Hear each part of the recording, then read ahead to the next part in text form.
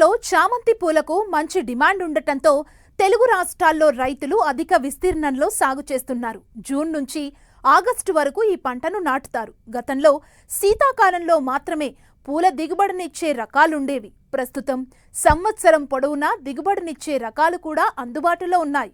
మంచి market demand ఉన్న ఈ పంట నుంచి రైతు అధిక పూల దిగుబడి సాధించాలంటే పిలకలు, కొమ్మ కత్తిరింపులతో పాటు సాగులో చేపట్టాల్సిన మేలైన యాజమాన్యం గురించి తెలియచేస్తున్నారు ఉద్యానవన శాస్త్రవేత్త వనం చైతన్య.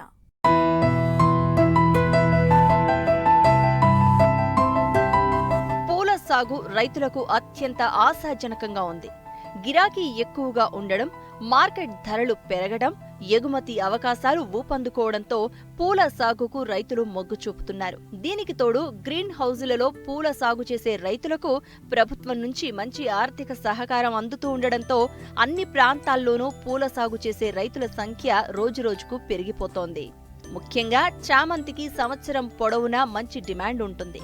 అయితే శీతాకాలంలో మాత్రమే పూసే ఈ పంట 5-6 నెలలకే పరిమితమవుతోంది. అయితే ఈ పంటను పాలీహౌజ్లలో సాగు చేస్తే సంవత్సరం పొడవునా దిగుబడులు తీసుకునే అవకాశం ఉంది. సాధారణంగా జూన్, జూలైలో మొక్కలు నాటుతూ ఉంటారు. నవంబర్ నెలలో పూలు పూయడం ప్రారంభమవుతుంది. జనవరి, ఫిబ్రవరి వరకు పంట దిగుబడులు వస్తూ ఉంటాయి. అయితే పిలకల ద్వారా నాటుకున్న మొక్కల్లో శాఖీయ పెరుగుదల తక్కువగా ఉంటుంది. కొమ్మ కత్తిరింపుల ద్వారా వచ్చిన మొక్కల్లో పూర్తిగా వేరు వ్యవస్థ అభివృద్ధి చెంది మొక్క బలంగా, ఆరోగ్యంగా పెరుగుతుంది. కాబట్టి ఆ మొక్కల నుంచే దాదాపు 5 నుండి 6 సెంటీమీటర్లు ఉన్న కొమ్మలను కత్తిరించుకుని ఫిబ్రవరి, మార్చి నెలల్లో నారుమడిగా నాటుకోవాలి.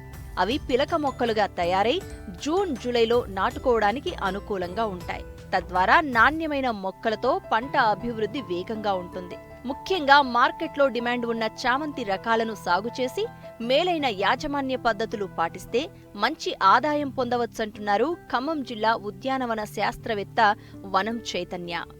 శీతాకాలంలో వచ్చేటువంటి పూలల్లో ప్రధానమైనది చామంతి.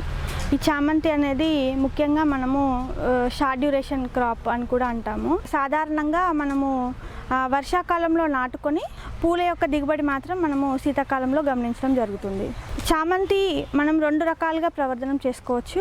ఒకటి పిలకల ద్వారా, మరియు 2 కొమ్మ కత్తిరింపుల ద్వారా.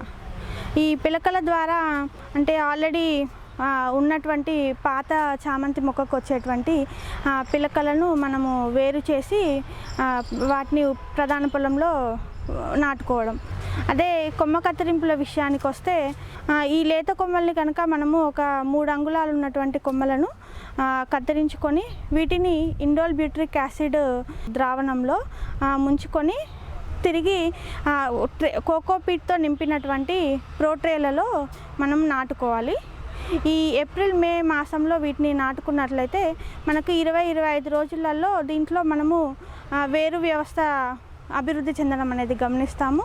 వర్షాకాలంలో జూన్, జూలై మాసంలో వర్షాలు అధికంగా పడ్డప్పుడు చామంతిలో మనకు వేరుకులు తెగులు అనేది ప్రధానంగా ఆశిస్తుంది.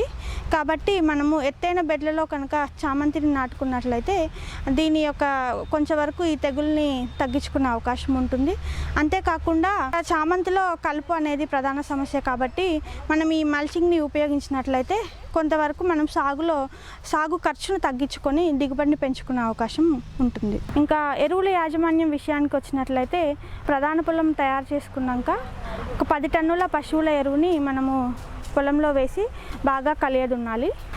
నత్రజనిని ఇచ్చేటువంటి ఎరువులు 60 నుంచి 80 కిలోల నత్రజని మరియు 30 నుంచి 40 కిలోల భాస్వరం మరియు 60 నుంచి 80 కిలోల పొటాషియం ఇచ్చేటువంటి ఎరువులను మనము చామంతికి 1 ఎకరా సాగుకి ఉపయోగించవచ్చు.